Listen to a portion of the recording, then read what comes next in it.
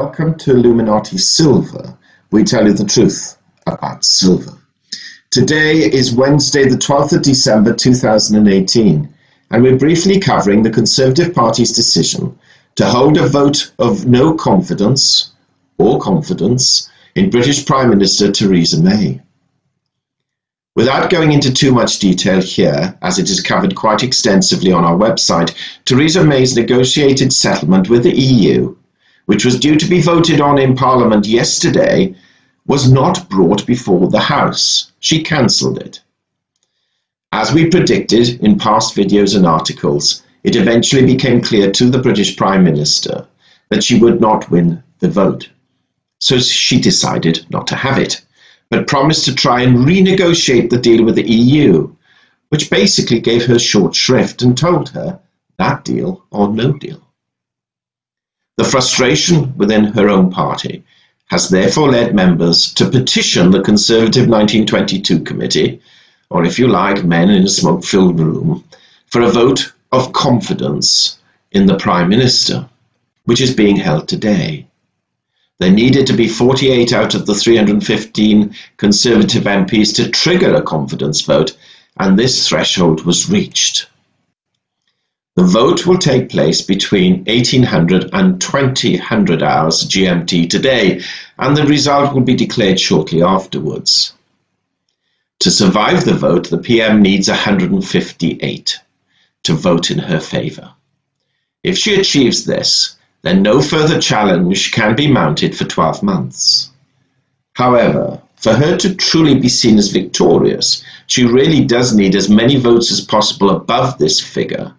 Otherwise, the fraction within the party will only increase. If she loses the vote, a new leader will be elected, which could take up to 6 weeks to achieve, and that person becomes the Prime Minister, with Mrs. May acting as caretaker during the interim. It would be likely that her successor would be a hard Brexiteer, meaning that there would not be a deal with the EU as such, and that the UK would exit and trade under WTO, World Trade Organization rules, something which the establishment does not wish to see, but the Brexiteers are quite content with. Frankly, even if she does win, we cannot see what deal she can make with the EU, being so intransigent. It is indeed quite possible that she too may have to take the UK into a hard Brexit exit, though we are very well aware that this is her least favoured position. It is just possible that some further concessions may be made, but the EU feels it has to send a message to its other members. If you want to exit, it will cost you. Otherwise, they may have a mass exodus. Our view is that a hard Brexit would be very destabilising for a while, and sterling will undoubtedly fall further. What will decide the success thereafter will be the negotiating skills of the UK government and businesses to strike additional trade deals outside of the EU and outside the confines and restrictions that the EU imposes. It genuinely could give Britain its country back, but in so doing will cause much pain in the short term.